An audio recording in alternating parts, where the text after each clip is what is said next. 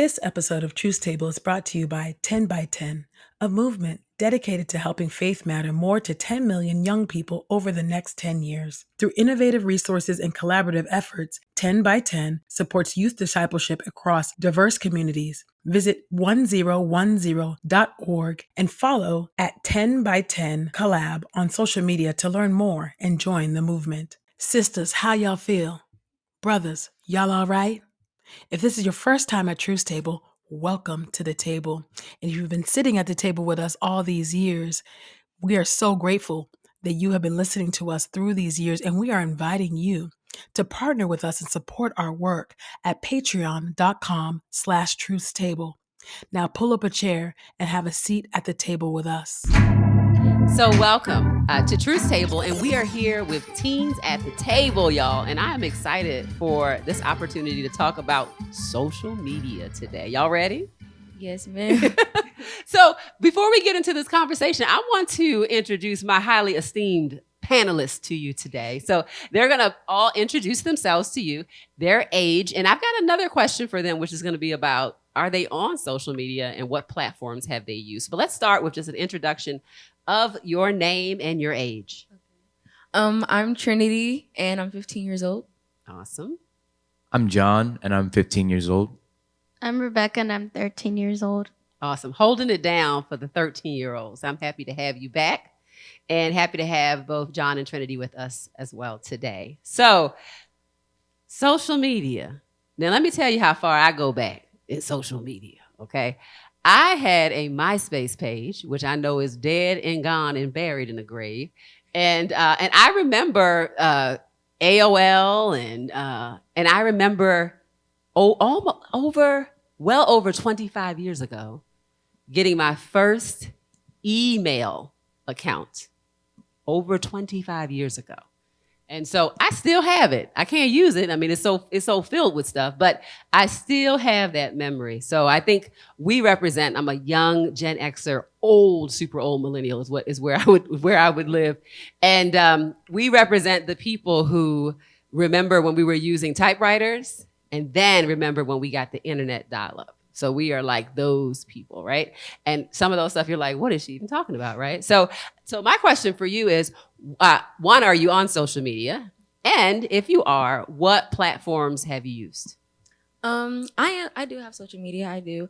I use Instagram, TikTok, and sometimes Snapchat. I only use Snapchat for the filters. Everything else is just okay. Gotcha. for the filters. For the filters. Yes. Yeah.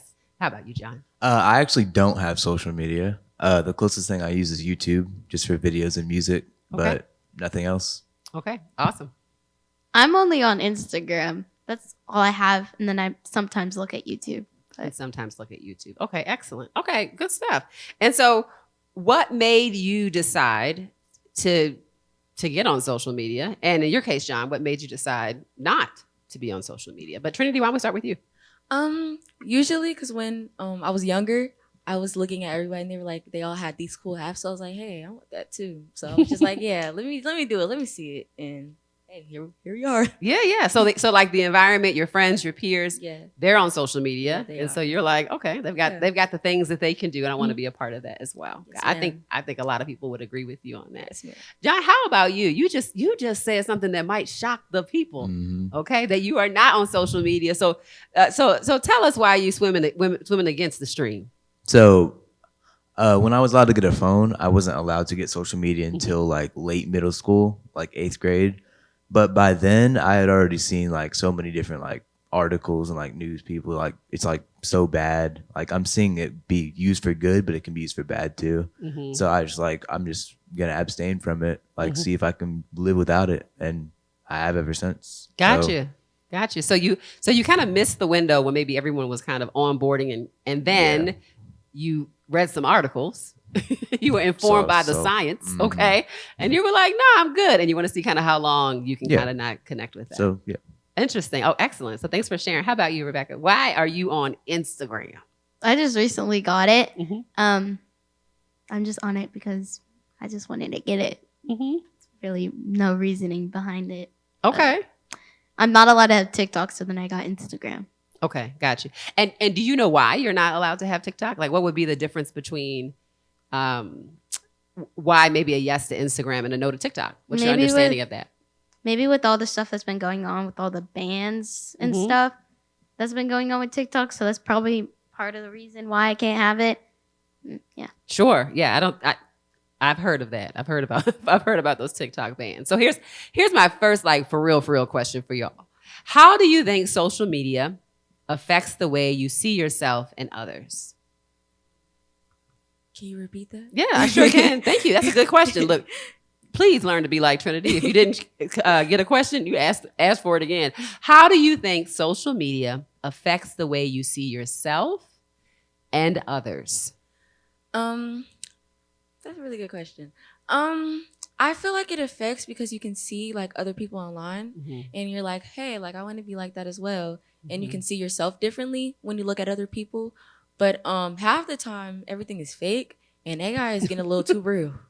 It's getting a little too real. So you don't know what is real, what's fake. But yeah, that's my take on it. Gotcha. It's hard to sort that out, right? Yeah, it is. Fact from fiction. Excellent. How about you, John? Yeah, I would say, like Trinity said, it's like you can compare yourself with other people, especially people you look up to. Like they have such a much better life than you. But like on social media, you can always just edit it. You're always going to see the best of what they have. You're not going to see their whole life. So Yeah. it can make you see yourself in a negative light. Mhm. So that's part of the reason why I don't have it. Gotcha. How about you, They Rebecca? basically said what I was gonna say. Mm-hmm. So So you could say ditto. Excellent. Okay. So well, here's my next question, and why don't we start with you, Rebecca, so that you get the first fresh take at it. When you're scrolling through your feed, what kinds of posts make you feel encouraged, and what makes you feel drained? I feel like it's some of the ones that are like the Christian ones that help encourage me, or just really the encouraging ones that like encourage you to like chase your dreams or just do stuff to like help you and help others. But the draining ones are kind of just the ones that feel fake, or when they'll like tell you how to change yourself.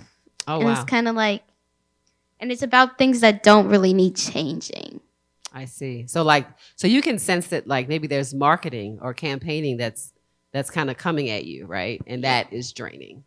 What would be some of the things that you might see if you were scrolling through the feed that would send the message of you should change this about you? What would the this be? Sometimes it's like you should change your personality, or you should change how you look, or glow up and stuff like that. And sometimes that kind of stuff is kind of toxic for people because you don't really need to change yourself. Yeah. Yeah. So. So John, I know you not on there. You a free man. So Trinity, but how about you? How would you answer this? What are the kind of things that come on your feed that you're like, this is like this feels encouraging, right? It almost gives you like kind of an optimism or even a buzz.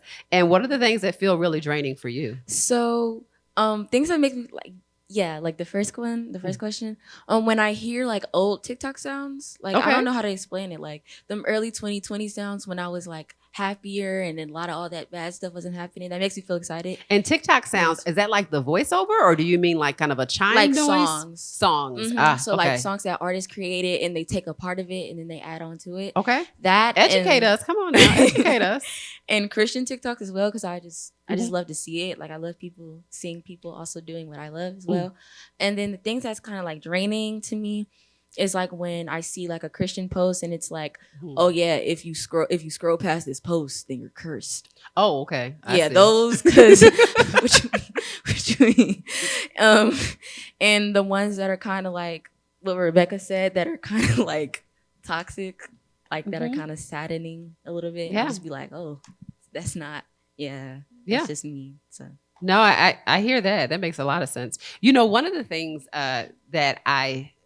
so to me, as a person who grew up without social media, and then as I was an adult, social media became a thing, that I have found really interesting, and also because I'm a psychologist, is yes, people definitely have a narrative of their life that you're like, is that your real life? Like that's a filter, like what's going on right now? But and kind of paint things in a way where they're only showing like the highlights. But now there's like a new trend where people do show, and I don't know if it's performative, but like the lowlights. So people might have a video recording like today was awful and like they're crying. and then they've recorded that and they're like, but today is great, and then they're happy. So it's like they're creating what feels like a little mini reality show. Yeah. Is that something that you've seen? Yeah, and half the time there are a lot of like trolls and people be trolling. So like people in the comments just be like, "Why'd you set up the camera just to cry?" So Yeah. some people just be like, "I don't know," because you can't tell if it's real or fake. So you can't tell if somebody was actually genuinely sad or they're just doing it for the views and for the likes. So to be, I've Yeah. seen it, but I mean, that has stood out to me. Is that something that you've seen, Rebecca? Yeah, I have seen that. Some of it slightly feels real, but when you're just like sitting in front of the camera crying, it's kind of like maybe not. Yeah. And John, what are your thoughts about that? Yeah, it's definitely like a problem with it. Like people clout chase, they like seek attention on social media, like they seek likes and views. So doing that, like sitting in front of your camera crying, like you don't know if they're actually like going through that or they're just trying to get your attention. So you never really know, and that's Yeah. troubling. Well, it's definitely different. It's definitely unusual, right? Do you think it's possible to be both authentic and safe on social media? I do.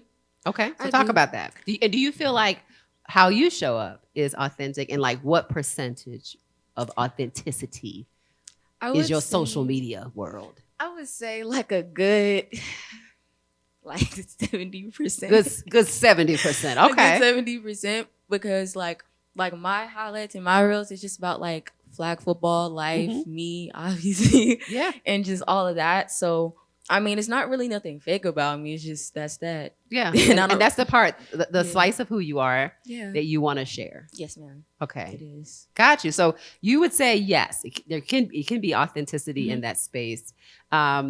Rebecca, we'll go to you, and then John, I want you to chime in as well as someone who's kind of separated from that. Yeah, I feel like you can be authentic. It's just kind of like certain things that probably don't need sharing, even if it is authentic. Because I think what some people don't understand is being authentic doesn't mean you have to share every little bit of your life. Like, there's things you don't have to share, and it's perfectly fine, and nobody should get mad at you for it because it's your life, your choice. Yeah. But some people think just so people will pay attention to them, like they'll get a certain amount of views, they have to be fake. But I'd rather have someone that's authentic and not as many people know about them than somebody that everyone knows about and isn't authentic. Yeah. So How do you figure out what you want to post and what you don't want to post? Just listening to you just now talk about like, yeah, you can be authentic, but you actually don't owe anybody all of your story and who you are. So how do you make a decision about how you want to use or curate, shape your social media presence? well, I hardly post, but if I were to post, I feel like you should post something that'll like maybe brighten someone's day a bit. Or you should just show like that someone isn't alone in something they're going through, but like you don't have to show me everything about it. Yeah. Like you could talk about it, but certain things you don't need to actually like share in that moment. Or like share somebody else's hardships. You shouldn't share that. Even if they say yes, you really shouldn't. Because it's kind of a personal moment for them, and I don't think you should really share that. And yeah, you should just really think about how that can make somebody on the other side feel, but then also the person that you're posting, like if you're posting someone else, how they would feel about if people say stuff about them. Yeah.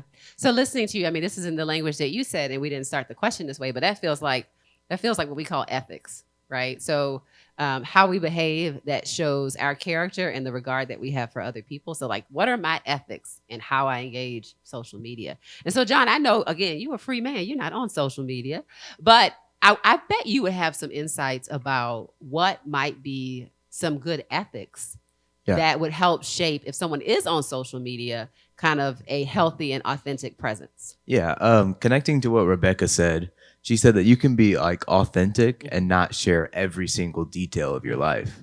Cause like, imagine if like you had like an embarrassing moment with your friend, like you two did something stupid and like got in trouble, Because that happens. and you shared that on your Instagram, right? Like, what if your friend didn't want that getting out, and you're just Right. like stepping over their privacy and their Sure. like freedom and their boundaries? like sometimes there's just stuff that about your life that you don't have to share with everyone. You can still be real. Yeah. Like you're not superficial if you don't share every single thing. Mhm. So there's a sweet spot in authentic and then real. So I mean, that also sounds like having people's permission when you share content Yeah. that is a part of their story and not just yours, right? Yeah, So if they're definitely. in the background, I can think about seeing all kinds of stuff on like that social media feed where maybe someone, yeah, people are laughing, but it could be deeply embarrassing to the person who's experiencing it. And now it's kind of content for public consumption, right? And they didn't want to be a comedian, and they didn't want to be the reason why people are laughing potentially, right? So I think that's really helpful to think about, like, what are the ethics that need to show up in social media? So here's my next question. How do you navigate your faith in online spaces? And do you ever post about your beliefs or your convictions? Yes. I do. What I do sometimes, I find Bible verses, because a lot of Bible verses are in Instagram, and I usually do it on Instagram. I repost them and put them to my story. I put like stuff in my notes. Like right now, Mhm. on my notes, I just have like a little, like, just read your Bible, y'all. Y'all gotta lock in. Y'all gotta lock in. Lock Yeah. in, lock in. We Lock need in help. with Christ, please. And yeah, I see a lot of other creators and my other friends do the same thing. So I'm just like, yeah, let me hop on this train. Yeah. So it may not be that you're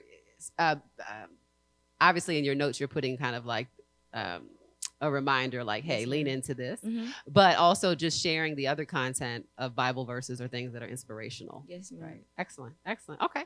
And Rebecca, how about you?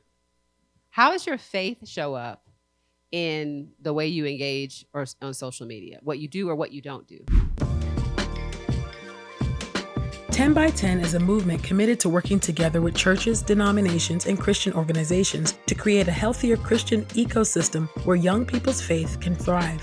10 by 10 focuses on providing the resources that faith communities need to prioritize youth discipleship. By working collaboratively with over 100 organizations, 10 by 10 aims to raise youth discipleship to a top priority for ministry leaders.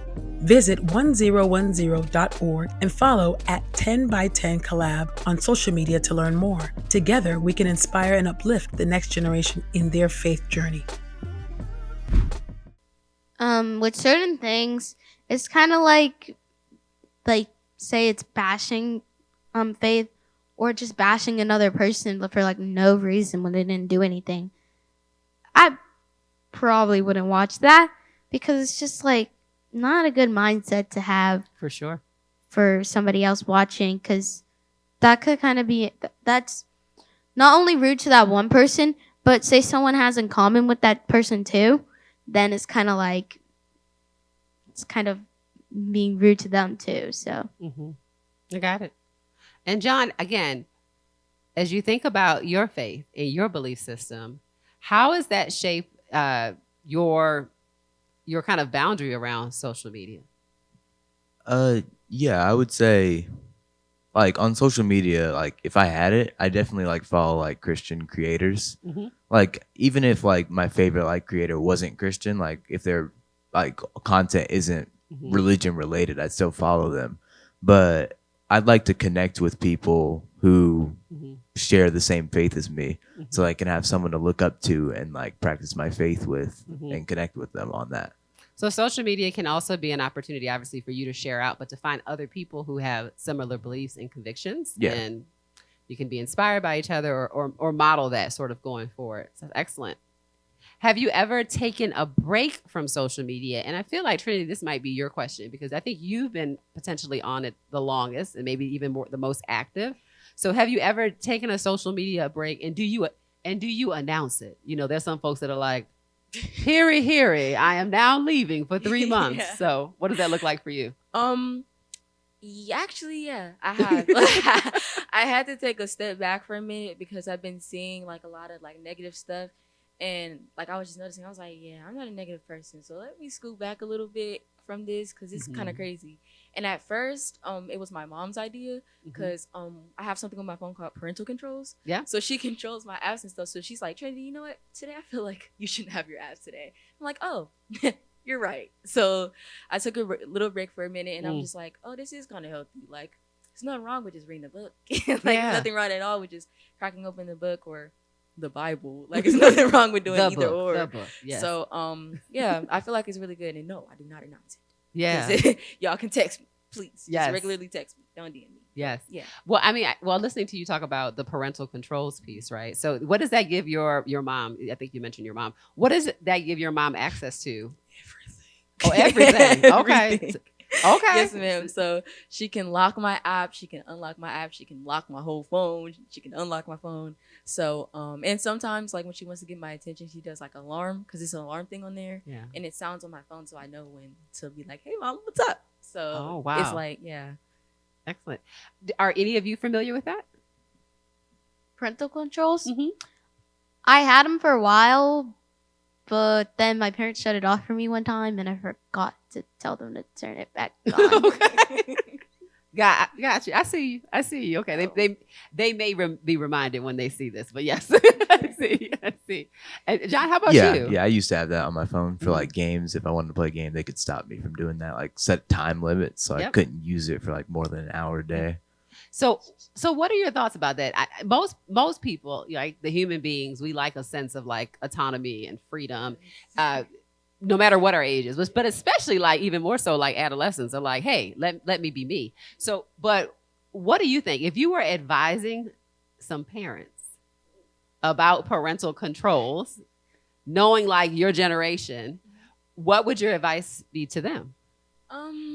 I feel like my advice would be like not to lock it all day, because since I do, since I do activities and like sports and stuff outside of like being at home and Yeah. stuff, I do actually need my phone for a lot of things. And sometimes when I'm not on it, and I do need it, I'll be like, "Hey, mom, you gotta unlock my phone. You forgot." She'll be like, "I'll lock it in a minute," and I'll be like, needs to be unlocked. Yeah. So I would just say not all day, just Yeah. a little part of the day. But it sounds like you are also saying though that the parents probably should use it. Yeah, depending on the kid. I would Depending on the say- kid, yeah, okay. I would say depending on the kid. Okay. All right. How about you all? I would say it's definitely beneficial. Yeah. Because like, given like you could be using your phone too much, like Mhm. average is like 10 hours a day these days on with teenagers. Mhm. So you can limiting that is good so that they can always find other things to do Mhm. and like develop good habits. So it So- sounds like not even so much about the parent seeing like what the kid is doing, but like limiting the amount of access to it. So it's not like a Yeah. trust issue. It's more of Mhm. like a restraint issue. Yeah, because a lot of kids have trouble with being on one app for so long, and I have had that problem where I've been on the app for like almost all day, and I just been thinking back on it. I'm like, yeah, that's not healthy. Yeah. And just like just remembering all that, like my head was hurting, like I was sleepy earlier, I would stay up, like it's Sure. not that good to have. So Yeah, how it impacts your brain. What Yeah. might that app have been as you look back on that? What would have been the Um, app that may have had your attention for a large part of the day? probably Instagram, if I'm being Okay. honest. TikTok, I've been on TikTok a lot, and it has like a lot of Christian stuff on it, and I like it. I like it a lot. And so I'm more on TikTok a little more. Mm-hmm. But yeah, back then it was Instagram and Snapchat. It was so bad. Really Gotcha. bad, yeah. Gotcha. Rebecca, how about you? So let's say you're giving advice to a parent who's like, should I have these parental controls? I think it somewhat depends on like the kid, like what they Mhm. said, but then sometimes also kind of the age, and sometimes some people just have to learn from them for themselves. But if it goes on for a while and they don't eventually learn, then maybe Yeah. we should probably turn them on. So why don't each of you give me your wisdom? What age do you think someone should be in order to be on social media? To be on social media? Yeah. If I'm being completely honest, probably 13. Because there's a lot of weirdos out there. I'm not even gonna lie. There's a lot of weirdos. So I feel like if you're 13, at least you have like some type of maturity, itty bitty bit, like an itty tiny bit, so you know what to avoid and stuff. Because like if you're 9 or 10 or younger, you can just be looking at some stuff and you're just like, yeah, nah. Mhm. And you might not know what to do or what not to do. But there are a lot of kids that are very, very, very, very intelligent, very smart, like Rebecca, and she's 11. So yeah, I would say it also depends on the kid too. So that's just me. Gotcha. Rebecca, how about you? I feel like 13 is a good age, and that's what actually social media usually says, Mhm. where you can't make an account till you turn 13. Mhm. And I know a lot of people don't really mind when kids get social media, but I feel like 13 is a good age, or even if you get it a few months before you turn 13. But like having it earlier than that, it's kind of like maybe not. Yeah. Yeah. So in agreement with basically the kind of the internet system itself, which says about age around 13. John, how about you? Yeah, I agree with 13. Mhm. I'd say it definitely depends on the kid. Mhm. Like some are more mature than others. Like some may meet it later. Mhm. Some may be able to get it earlier. Yep. But definitely like nowhere close to like 10 or 11. Gotcha. Like maybe like a really mature 11-year-old, maybe Mm-hmm. like a really mature 10-year-old. Mhm. like if you're 9 or 8, you can fake your age and just say Yeah. you're older. yeah. So that's always a risk. So you should always like make sure that your kid, if they're super young, isn't Mhm. on social media. Yeah. Because I know a lot of kids are. Well, that would make the case for the parental controls, right? Like those pieces too. So, okay, influencers. Like that's somewhat of a new thing. I mean, there have always been people who have been celebrities or famous, but like online influencers is a completely different brand. There are some people who their entire celebrity is based on the way they show up online, right? And the entertainment of self that they provide. Which again, we wouldn't have had this conversation 25 years ago, maybe even 15 years ago. We really wouldn't have had this conversation. So, what role do influencers or online personalities play in shaping how teens think or act today? And I'm not talking about you because you independent thinkers, okay? But how have you seen it shape the way that people in your age range, how they think and how they act? How important, how impactful are online influencers? And I guess my other follow-up question will be, are there online influencers that are like the people that you would say that folks in your age range are following? Like, what are the names to know? Okay. That's a really good question. So, I feel like influencers do make a great impact on teens because I feel like as like young people we see like a lot of people like with a lot of followers and they look like this and dress like this, so they're like, hey, maybe I should take their word for it. And I feel like they they influence because they're influencers, but I feel like they have a great impact on a lot of younger generations and stuff. And yeah, that's just my opinion. What are who are some of the influencers that come to mind for you? Corey Kenshin. I love Corey Kenshin. Okay, so tell me who that is. He And tell the old people that are watching who that is. Corey Kenshin. Corey Kenshin does gaming and he's a Christian, and he does a verse like every one of his videos. So like before his videos he does a verse and then he starts his gaming. So I really like Corey Kenshin. Love you, Corey Kenshin. Okay. Yeah, like Corey Anybody else come to mind?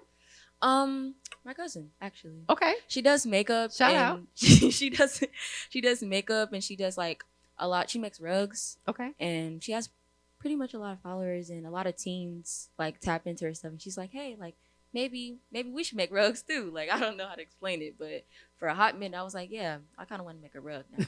So I feel like So they- definitely yeah. an influencer. Yeah. Yes. Yes, Okay. ma'am. Awesome. Very cool. John, how about you? What would you say? Yeah, I would say just like if people look up to the person, like if they see them doing something, then they're gonna try to do that too. Because Mhm. like everybody wants to be famous, like especially when they're young. Mhm. Like knowing like, oh, I want to have people look up to me. I want to have Yeah. people love me. So definitely they're just gonna try and do what they see their favorite people doing. Mhm. And so like Trinity said, I definitely watch Corey Kenshin. Okay. He's my favorite gaming YouTuber. Okay. So, Shout out. yeah. Okay. Anybody else come to mind? I wouldn't be able to like. I'm not really familiar with like Yeah. all the influence on most social medias, Yeah. but like on YouTube, Yeah. like, now YouTube is like a whole world of itself. I so- definitely say like Corey, like Kai Cenat, ISO Speed, Mr. Beast, most of those like big streamers and Uh-huh. like big video YouTubers. Yep. That Okay. people look up to. Okay. Very cool. Thank y'all. Rebecca, how about you? I feel like influencers can be both good and bad because, like they said, that people want to be like them because they look up to them, which isn't always good, but it's sometimes good. But when they feel like they have to like look a certain way and act a certain way, Mhm. and that's like not them, then it's kind of not that good. Yeah.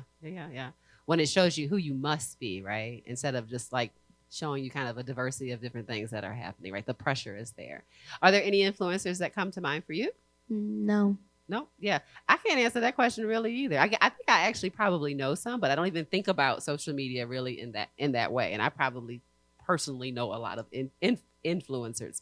Okay, so here's my next question, next and last question for you all. If you could redesign social media, okay, if you got your magic wand, you're making it happen. If you could redesign social media to make it more positive and Christ-centered, what would you change? I would change, especially if you're Christian. I mean, we all make mistakes, you know, but like I'll do like sometimes what they have on Roblox, like if you're talking in a chat and if you cuss, maybe censor that off. Okay. Maybe have like an age thing where you actually know the person's age, safety wise, and just specific words. Like say, for example, if somebody's in your DM and they say something inappropriate or like not nice or whatever, they can like you can know inside the chat, so everybody can be safe and everybody can be happy and you know positive. For sure. So I feel like For sure. So some boundaries around the way people communicate. Yes. And some ways to verify like the actual ages of people that are using it. So to cut back on kind of predatory behavior. Okay. I'll also I'm sorry. Yeah, go for it.